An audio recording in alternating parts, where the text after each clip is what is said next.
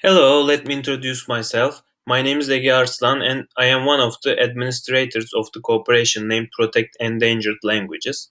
Our cooperation actually works only in Turkey in order to protect indigenous languages, but after some research, we have decided to expand all over the world. Today, I'm going to talk about the language Corsican, and my presentation consists of three parts which are information about this language, why should humankind protect this language, and how to protect it. Let's start with the first part.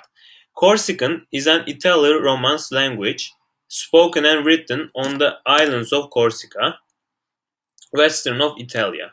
Corsican was long the vernacular language alongside Italian, the official language in Corsica until 1859. Afterwards, Italian was replaced by French in 1768 because of some political issues. After that, the number of Corsican speakers have started to fall down, and now only 10% of the island can speak Corsican fluently. This language is endangered because it's an oral language, and even on Corsica, you can find enormous varieties in the north and south part of the island. Additionally, it's no more the official language there. Now they use French in daily life, so we can see its effect a lot. Because at work or in restaurants, people use French, and therefore French has become more popular and more predominant over recent years. The next area I would like to focus on is the statistics. This statistic uses information from a survey of Collectivité Territoriale de Corse, a governmental institution. When you look at the chart, you can see that people over 65 have the lead, and just few people between 25 to 34 have a solid knowledge about Corsican. That demonstrates that the new generation has started not to give the adequate importance on Corsican, and if things don't change, Corsican will continue to collapse day by day. Uh, I would like to turn now to the topic of why we should protect this language. Like every single language, Corsican has its own history. The history of Corsica Island um, goes back to the 10th century before Christus, and that is why the island has got a lot of ancient antiquities.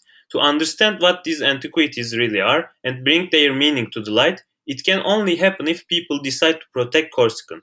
In addition to this, Corsica Island has got a regional natural park which represents 40% of the island, and in this park there are a lot of animal species. Especially, this park has got its own species, a deer, and its name is in Corsican. So, if we protect this language, we protect one species name. Moreover, languages are interesting communication methods. By this, I mean it's hard to explain one country's cultural heritage in different languages. Each language has its own culture. So, to prevent this type of difficulties, it's a very efficient way to protect languages.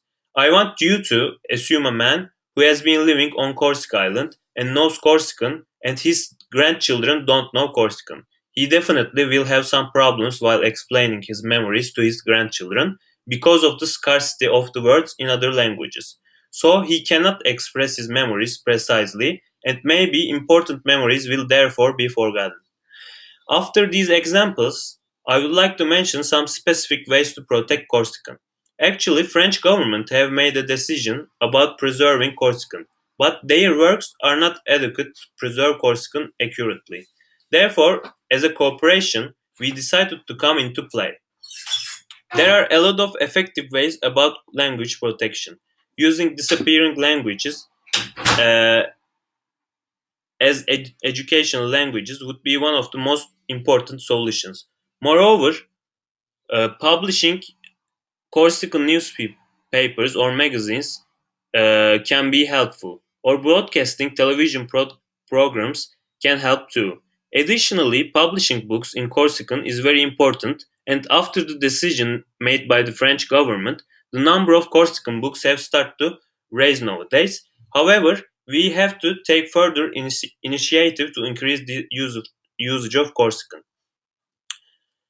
Now that I have reached the last part of my presentation, It's obviously true that preserving a language means preserving a culture, and nowadays predominant languages affect the other languages in a negative way.